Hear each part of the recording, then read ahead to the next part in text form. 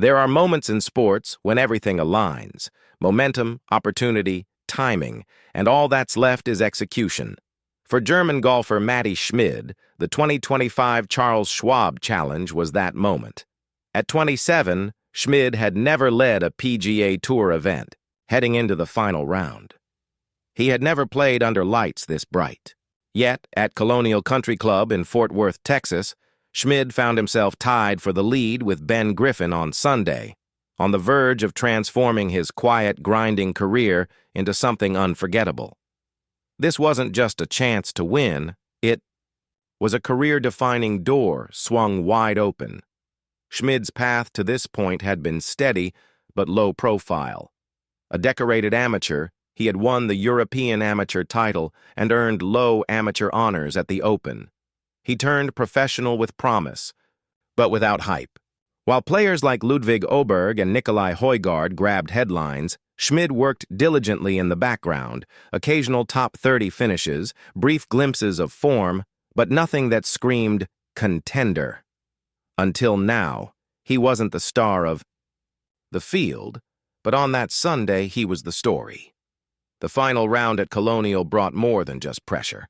It brought chaos. Wind gusts reached 30 mph, pins were tucked into punishing corners, and the fairways played tighter than ever. This wasn't a day for flashy highlight reels. It was a day for survival, and that suited Schmid just fine. For 54 holes, he had endured.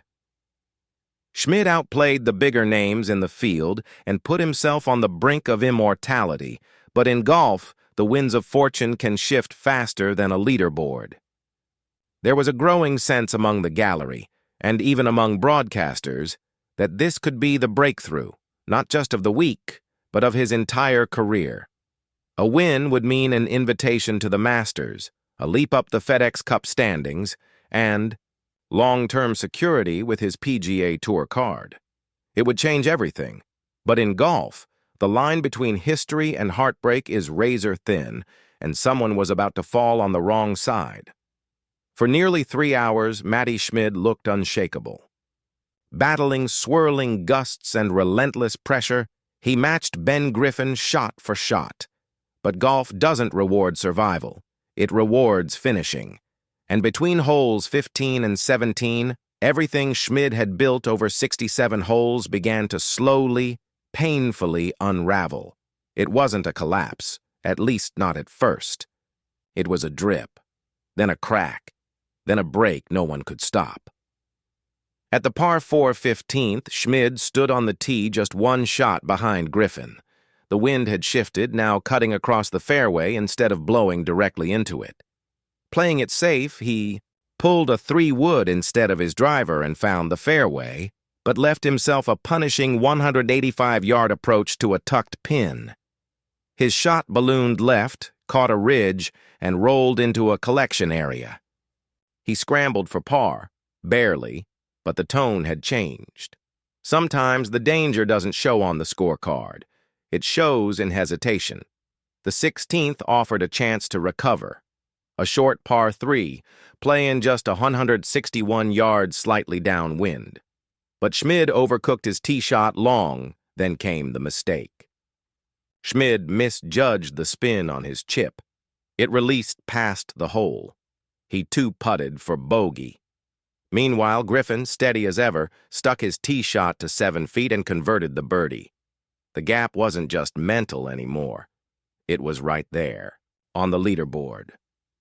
Then came the 17th, the hole that would define everything. Playing into the wind, with bunkers guarding the left and out of bounds lurking to the right, Schmid found the fairway. But the nerves showed. Instead of going at the flag, which was tucked tight near the front, he bailed long. His chip ran hot, and from 10 feet his par putt cruelly lipped out. Another bogey. Griffin, composed and methodical, made another regulation. Par 3 holes. 2 bogeys. 1 shot too many. And just like that, the tournament slipped away. As Schmid walked to the 18th tee, everything about him had changed. The confident stride was gone. His focus wasn't forward, it was back. And in golf, once you start looking behind you, it's already over. On paper, Matti Schmid's runner-up finish at the 2025 Charles Schwab Challenge was the best result of his professional career. A second-place check worth $1.35 million and a rise to 76th in the official world golf ranking should have felt like triumph. But elite golf doesn't always deal in logic. What Schmid left behind on that course, emotionally, mentally, and reputationally can't be measured in prize money. Sometimes, a career-best finish feels like a career-defining loss. There was no trophy, no tour exemption, no signature win to punch his ticket to Augusta. Not this time.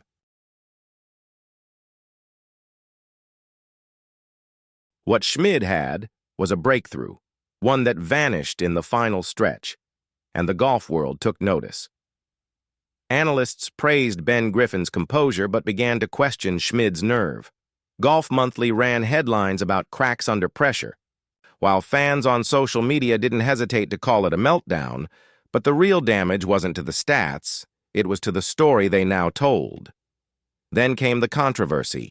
Sharp-eyed viewers and some in the golf media began raising questions about Schmid's putting stroke, specifically potential anchoring violations. A viral clip showed his left forearm brushing against his shirt, triggering speculation about whether his technique pushed the boundaries of legality. Golf Magic picked up the story, sparking an online debate about rule loopholes and inconsistent enforcement. There was no official ruling. But the shadow of controversy lingered. In golf, whispers can echo louder than roars, especially when the spotlight is still new. Quietly, the psychological toll sets in. To be so close to greatness, only to walk away as a footnote to someone else's victory. It leaves a mark. Especially for a player like Schmid, who doesn't get many weeks like this. The question isn't whether he can play at this level again. It's whether he can forget this Sunday long enough to try. Some tournaments build confidence.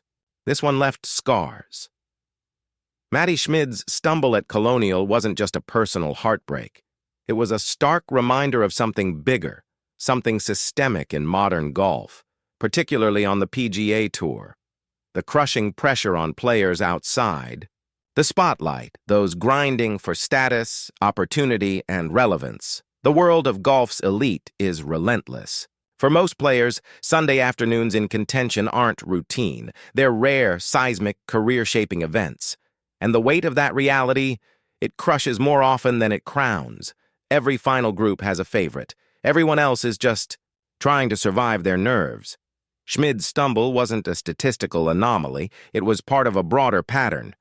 Think back to Mito Pereira at the 2022 PGA Championship, who watched a major slip away with one swing on 18, or Emiliano Grillo at the 2023 RBC Heritage, who lost a two-shot lead down the stretch. These aren't chokers. They're players unprepared for the psychological warfare of the biggest moments. Not because they lack talent, but because the system rarely gives them enough reps under real fire. How do you prepare for the moment of your life when you only get one? The elite players have entire teams behind them, swing coaches, mental coaches, data analysts. But for most up-and-comers, their caddy doubles as their sports psychologist. The PGA Tour talks about parity, but the truth is more brutal. There's no safety net at the top. One mistake under pressure, and you don't just lose a shot. You lose momentum, status, invitations, and relevance. One round can launch a career, or it can label a player. So, is the tour doing enough to prepare young talent for this kind of pressure? Or are we setting players like Matti Schmid up for failure the moment they get hot? Because if the system only celebrates repeat winners and forgets one-week wonders, then moments like Schmid's, moments that should be remembered, are too easily erased.